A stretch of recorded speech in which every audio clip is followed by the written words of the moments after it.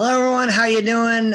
Welcome to another weekly episode where we look at some book covers and talk about what makes them work and maybe offer a few ideas on how to make them even better. I'm your humble host, M.L.S. Weech. And when we're done looking at these covers, we're going to let you vote on your favorite and link down below. And speaking of down below, I would greatly appreciate it if you would click the like and subscribe button and the bell notification button. A lot of things down there to click. And if you click on all of them, you would really do me some favors. I would greatly appreciate it. The one that's most providential to me would be my author link. I'm an independent self-published author. So if you go over to my Amazon page, look at what's available and see if any of it interests you, I would be glad to hear of it. So we have chosen a winner for week 3 of December, and we only need to pick one more book cover. So we're going to look at the seven contenders for this week after we look at the winner for last week. So the winner for last week was Anvil Dark by J.N. Chaney and Terry Maggart. So I think the composition in this was really strong. I think the composition helps it hold up. The color works. I like the way the text was integrated. So it's a worthy entry into the December Book of the Month competition. And I'm excited to see how it holds up against the other book covers. So now we can start looking at the 7 nominees for this week. And the first one has a cover and a name. Look, the cover is not bad. And if I'm going to be honest with you guys, it was a little tough to find 7 book covers this week. So if you're of the opinion that this week is a little weaker than others, I would not disagree with you. But that doesn't mean that the winner of this week can't win the overall competition, or that maybe you love all 7 of these.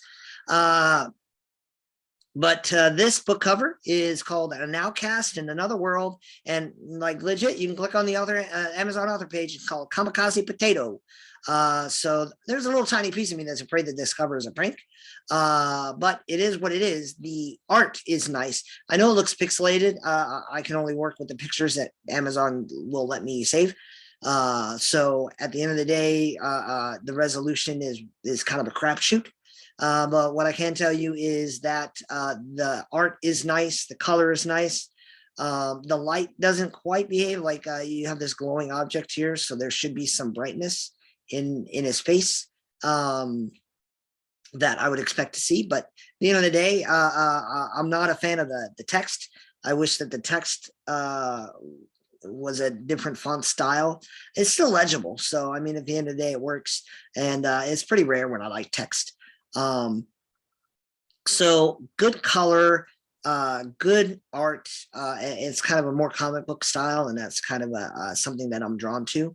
And so, you know, it's a pretty solid cover. The next one we're going to look at is The True Enemy by Sean Patrick Posey. I didn't bring it up yet because I had to read the guy's name. So I think the yellow in the text is a little stronger than I'd like. It's pretty powerful, pulling the eye back down to the title text. It certainly gets the attention. I like the detail in the starships. The starscape is pretty cool. Everything's placed well. I might bring that text size down and tone down the brightness of the color so it doesn't overwhelm the rest of the cover, but that's really all I would do for that one. The next entry we're going to look at is called Anachrony, and it's by Susanna Imaginario, or at least I hope I pronounced that right. So this is a very simplistic cover, but I kept staring at it. I don't know if these are Greek letters or not. I'm not hip to that. But I like that those symbols follow the tradition of a clock. I like the interesting darkness that's rising from the base of the clock appearing thing. And with a title like Anachrony, you would expect there to be some anachronism, time travel kind of thing going on. So it fits the theme and style and scope of the book. So while it's very, very simplistic, it does its job in communicating the theme. Everything's well placed. When I first started like doing things, I know that me and my brother, who also did some graphic art, we really loved glowing edges on words. But that was way back in circa 1997. So it's kind of a dated technique. I don't know if I would use it in today's standards. Maybe a stroke of some kind, but the outright glowing edges, I kind of chuckle at it because it takes me back to like when I first learned how to do that on Photoshop, and I was like, woo. So with the exception of the glowing edges technique, it's still a pretty interesting cover. It kind of has a Doctor Who feel to it with that regard.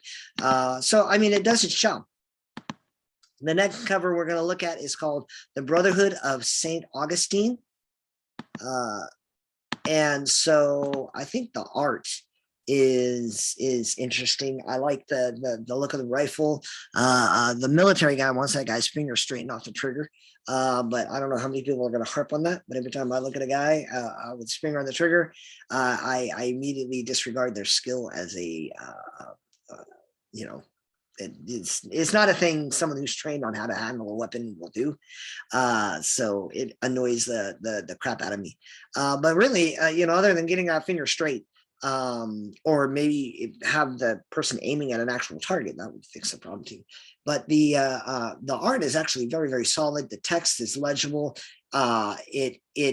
It's unique without being distracting or overwhelming. A lot of this cover has a lot going well. The figure is the star of the show. Maybe the light's a little flat. If you can get a little more contrast, you do see some shadows, so you have some idea of light coming down to the top of the helmet or the goggles or whatever you want to call them. So it does stand out.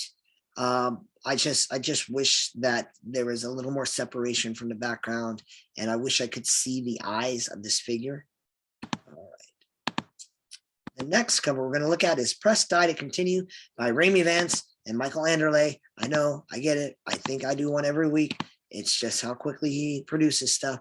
This is a very, very interesting series of conceptual ideas. So you have an upside down figure on top that has a this technique where you invert the background onto a silhouette, and then that has a silhouette. So this is one of the more meta covers I've seen in a long time. The text is a little hard for me to read.